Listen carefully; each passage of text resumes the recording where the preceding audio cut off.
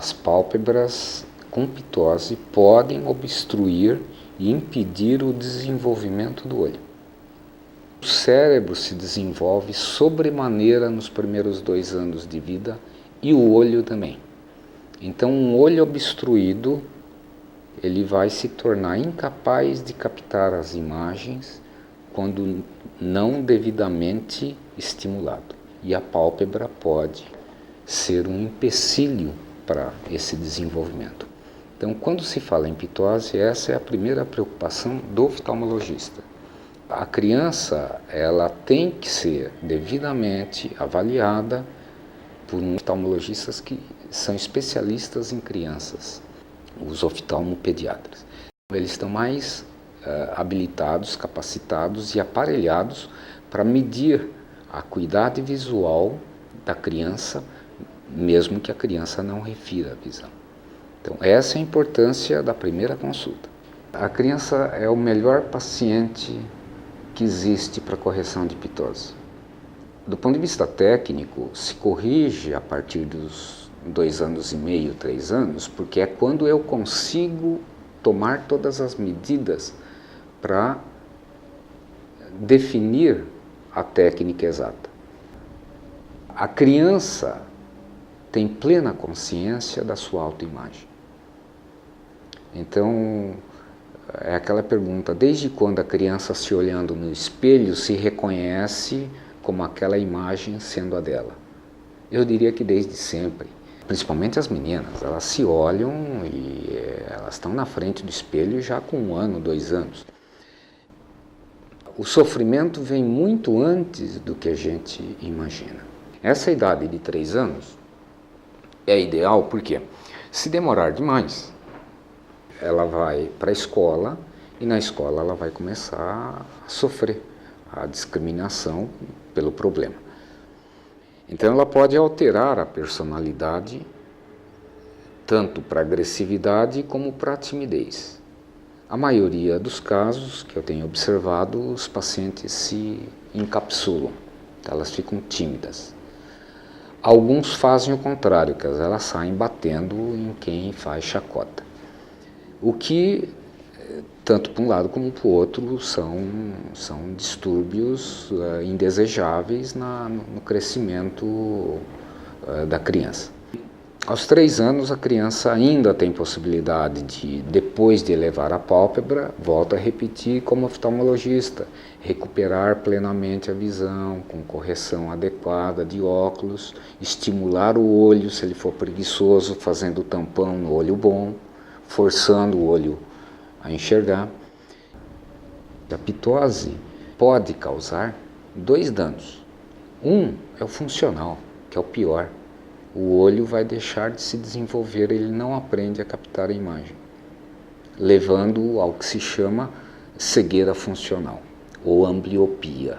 O indivíduo vai descobrir aos 18 anos, quando vai fazer o alistamento militar, fecha um olho e vai notar que ele não enxerga com aquele da pitose. Isso ocorre também em problemas de grau. Então, o paciente tem um grau diferente num olho, muito diferente do outro, e o olho mais anormal, que tem mais grau, tanto para mais como para menos, como para miopia, como para hipermetropia, ele tende a não captar a imagem. E ele usa o olho melhor para captar a imagem e esquece o outro. Esse esquecer, às vezes, leva a um desbalanço muscular que faz com que o indivíduo apresente estrabismo.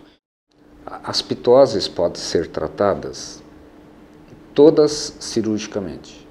Não há tratamento clínico para a pitose. Quer dizer, não, é uma doença que afeta músculo e não há tratamento medicamentoso. Quer dizer, não há colírios, não há remédios por via oral. Na pitose congênita, o paciente vem com 6 meses, eu costumo acompanhar a criança a cada 6 meses, por 1 ano e meio, 2 anos, quando então ela consegue me referir tanto à acuidade, como ela consegue colaborar comigo para que eu possa medir a força dos dois músculos. A pálpebra tem dois músculos para elevá-la. Então, a dificuldade da cirurgia, da correção da ptose, é que é uma equação com duas incógnitas. Cirurgia extremamente capciosa, uma das mais difíceis que tem. E realmente testa a minha humildade. Fazendo essa cirurgia por mais de 30 anos, eu costumo falar nas minhas aulas, eu vou morrer sem ter certeza de que eu acertei. Então o paciente vem, doutor, o senhor me dá a garantia de 100%? Não, eu tenho que passar todas as minhas inseguranças em relação a uma certa imprevisibilidade de resultado da correção. Nem sempre se acerta em 100% dos casos na primeira cirurgia. Então você às vezes tem que fazer um ajuste. Geralmente o ajuste é para mais, né? Porque o olho fica um pouquinho mais baixo. Por quê? Porque nós estamos falando em milímetros. 2 milímetros é suficiente para a ptose ser aparente. A abertura da pálpebra não chega a 1 centímetro, é 9 milímetros. Quer dizer, uma pálpebra que tem uma ptose e uma abertura de 6, então a ptose em torno de 3 milímetros em relação ao outro olho. Essa é uma ptose já severa. 4 milímetros a 5 já bloqueia a entrada da luz, porque a pupila fica no centro dos 9, 10 milímetros. Então, se a pálpebra cobre a pupila, o indivíduo tem que fazer uma manobra compensatória para poder enxergar com os dois olhos.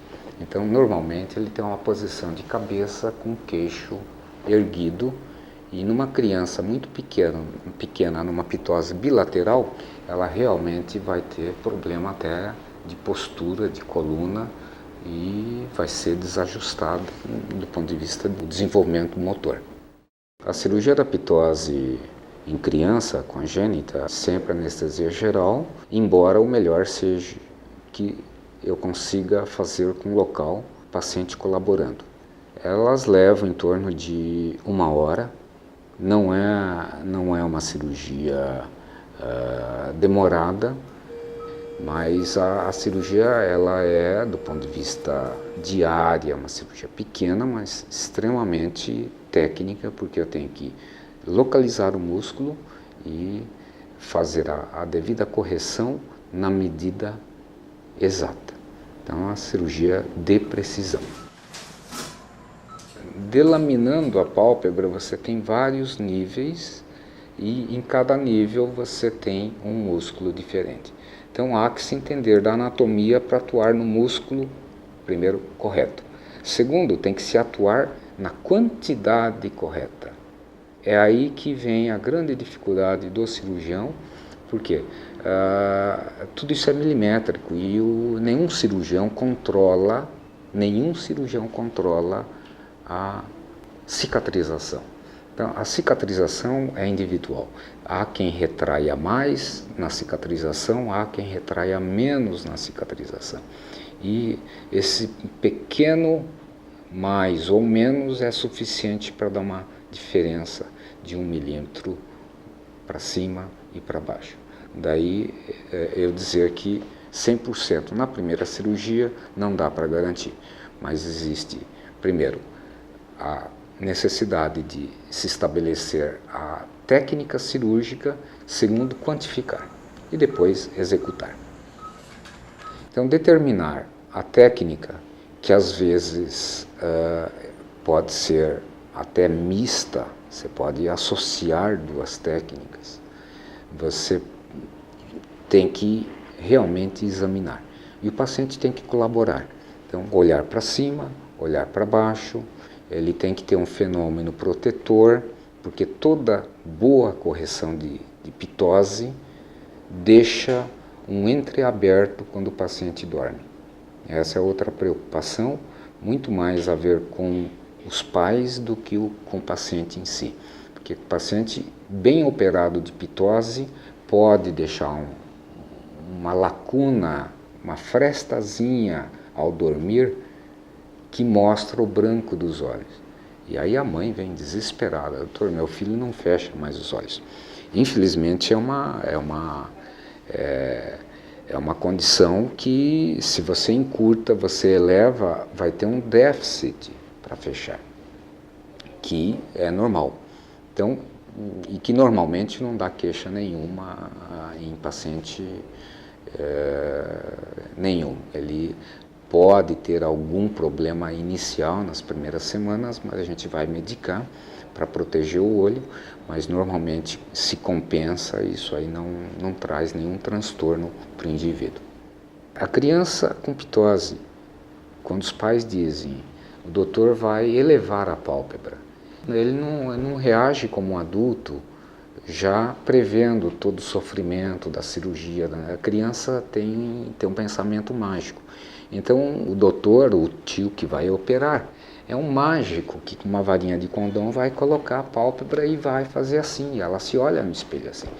Então são os pacientes mais colaborativos que eu tenho. E no dia seguinte, quando ela se vê no espelho, quando eu tiro o tampão, quando ela se vê no espelho que ela está normal, existe uma metamorfose em muitas crianças. Ela muda a personalidade. Ela fica eufórica, ela fica alegre, ela fica até acima do normal. Ela fica muito sociável quando ela era fechada. Então, esse lado da cirurgia, que é a reabilitação do paciente para os contatos e para o normal desenvolvimento, visto a melhora da sua autoimagem, é uma coisa extremamente gratificante.